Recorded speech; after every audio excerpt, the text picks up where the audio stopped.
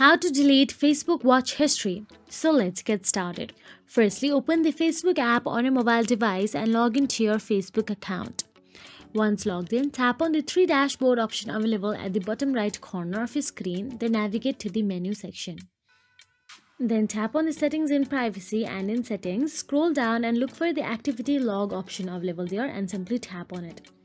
Inside activity log, you can see activity history option available there.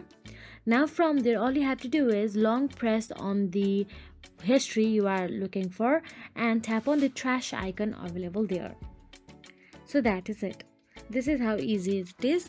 You can simply manually do it by long pressing on it and tapping on the delete or trash option available. This will remove your watch history from your Facebook account. If you found this video helpful, please like, share and subscribe, and thank you so much for watching.